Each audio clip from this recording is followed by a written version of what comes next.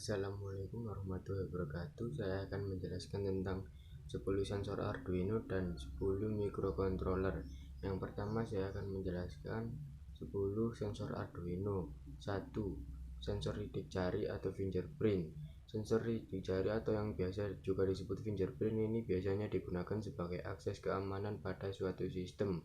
Cara kerjanya yaitu dengan membaca sidik jari. Hasil pembacaan inilah yang nantinya dikirim ke microcontroller untuk diproses lebih lanjut. 2. Sensor PIR atau Passive Infrared Sensor. Fungsi utama dari sensor ini adalah mendeteksi adanya gerakan, jadi bisa dikatakan bahwa sensor PIR ini adalah sensor gerak.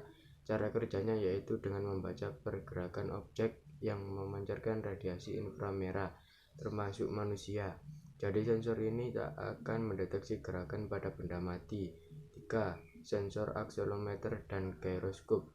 Sensor yang satu ini memiliki dua kemampuan sekaligus, yaitu mengukur percepatan objek yang bergerak secara dinamis maupun statis. Selain itu, sensor ini juga dapat menentukan orientasi gerak dengan bertumpu pada roda yang berotasi cepat melalui sumbu berdasarkan momentum sudut. 4. Sensor listrik. Sama seperti namanya, sensor yang satu ini memiliki fungsi khusus yang melakukan pengukuran terhadap segala sesuatu yang berhubungan dengan kelistrikan. Beberapa contoh sensor ini sesuai dengan fungsinya adalah A. Sensor tegangan, berfungsi mengukur tegangan listrik pada suatu rangkaian. Contoh tipenya yaitu JMPT-101B. B. Sensor arus listrik, berfungsi mengukur besarnya arus listrik pada rangkaian. Contoh sensornya yaitu tipe ACS71220A. 5. Sensor cahaya. Pada dasarnya sensor cahaya ini merupakan resistor yang nilainya dapat berubah-ubah sesuai dengan intensitas cahaya yang masuk atau mengenai permukaannya. Macam-macam sensor cahaya dalam elektronika sebenarnya ada banyak, namun khusus untuk Arduino yang paling sering digunakan adalah sensor LDR atau Light Dependent Resistor. Selain itu ada juga sensor cahaya JY30 yang hasil pengukuran sensor cahayanya dalam satuan lux. 6. Sensor lokasi. Berbicara tentang sensor lokasi, tentunya kamu sudah tidak asing lagi dengan istilah GPS atau Global Position System. Di Arduino juga ada yang namanya sensor GPS yang berfungsi mengirimkan lokasi koordinat tempat sensor tersebut berada. Jadi dengan bantuan Google Map kita bisa langsung tahu di mana lokasi objek berada. Sensor ini juga cocok untuk membuat proyek yang membutuhkan fitur tracking lokasi. Contoh tipe sensor lokasi ini adalah GPS GY Neo 6M-V27. Sensor suhu. Sama seperti namanya, jenis sensor yang satu ini berfungsi untuk melakukan pengukuran suhu atau temperatur terhadap suatu objek. Contoh macam-macam sensor suhu yang sering digunakan pada Arduino yaitu A. Sensor LM35, memiliki kemampuan mengukur suhu dengan cara mengubah besaran suhu menjadi besaran listrik dalam bentuk tegangan. B. Sensor DS18B20, merupakan sensor suhu seri terbaru dari keluaran produsen Maxim yang mampu mendeteksi suhu dari minus 50 derajat Celcius sampai 125 derajat Celcius dengan akurasi kurang lebih 0,5 derajat Celcius dan resolusi 9-12 bit. 8. Sensor kelembapan. Fungsi utama dari sensor kelembapan adalah untuk mengukur kelembapan udara yang ada di sekitar kita. Cara kerjanya yaitu dengan mengonversi besaran kelembapan menjadi tegangan. Contoh tipe sensor kelembapan yaitu 88H5V5. 9. Sensor suhu dan kelembapan. Di 2 poin sebelumnya sudah saya bahas seputar sensor suhu dan kelembapan atau humidity.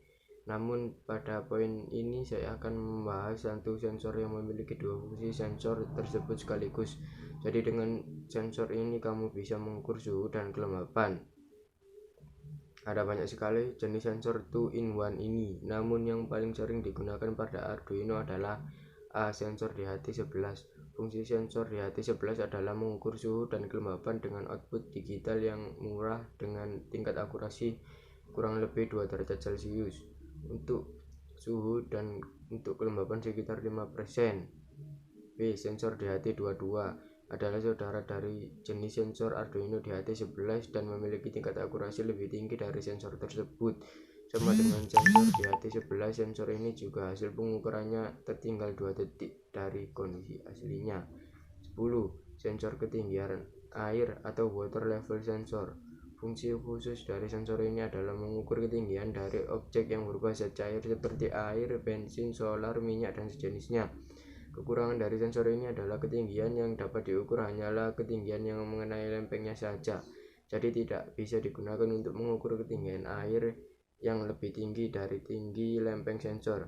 Biasanya sensor ini digunakan untuk mengukur ketinggian tempat air minum ternak atau sejenis. Saya akan menjelaskan tentang 10 mikrokontroler. 1. MCS51. Arsitektur mikrokontroler MCS51 adalah jenis mikrokontroler dengan arsitektur CIS diotaki oleh CPU 8 bit yang terhubung melalui satu jalur bus dengan memori penyimpanan berupa RAM dan ROM serta jalur I/O berupa port bit I/O dan port serial. 2. Mikrokontroler AT89S51 termasuk salah satu jenis mikrokontroler keluarga MCS51 yang dalam standar DIP atau Dual Inline Package 40 pin yang mempunyai konfigurasi sendiri. 3. AT89S52. Mikrokontroler AT89S52 adalah sebuah mikrokontroler buatan Atmel yang masih masuk keluarga mikrokontroler MCS51, yaitu merupakan versi yang dilengkapi dengan ROM tersendiri atau internal. Mikrokontroler AT89S52 adalah mikrokontroler dengan konsumsi daya yang rendah dengan performa yang tinggi atau low power high performance CMOS 8 bit dengan EK bytes dari ISP atau In-Serial Programming Flash Memory. 4. Atmega 8535 merupakan salah satu mikrokontroler 8 bit buatan Atmel untuk keluarga AVR yang diproduksi secara massal pada tahun 2006. Karena merupakan keluarga AVR, maka Atmega 8535 juga menggunakan arsitektur RISC. 5. Atmega 8 adalah mikrokontroler CMOS 8 bit berarsitektur AVR RISC yang memiliki IK bytes in System Programmable Flash. Mikrokontroler dengan konsumsi daya rendah ini mampu mengeksekusi instruksi dengan kecepatan maksimum 16 Mbps pada frekuensi 16 MHz. 6. Atmega 16. Mikrokontroler ini menggunakan arsitektur Harvard yang memisahkan memori program dari memori data, baik bus alamat maupun bus data, sehingga pengaksesan program dan data dapat dilakukan secara bersamaan atau concurrent. 7. Atmega 32. Mikrokontroler Atmega 32 adalah mikrokontroler yang diproduksi oleh Atmel. Mikrokontroler ini memiliki clock dan kerjanya tinggi sampai 16 MHz. Ukuran flash memorinya cukup besar, kapasitas RAM sebesar 2 KB, flash 32 KB dan 32 port input atau output yang sangat memadai untuk berinteraksi dengan perangkat lainnya. 8. Atmega 328.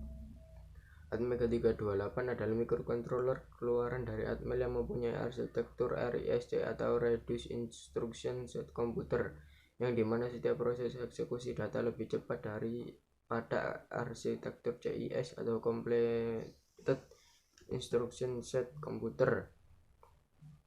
Atmega 328 merupakan mikrokontroler keluarga AVR 8 bit. Beberapa tipe mikrokontroler yang sama dengan Atmega 8 ini antara lain Atmega 8535, Atmega 16, Atmega 32, Atmega 328. Yang membedakan antara mikrokontroler antara lain adalah ukuran memori, banyak GPIO atau pin input output, perihal atau user, timer, counter, dan lain-lain.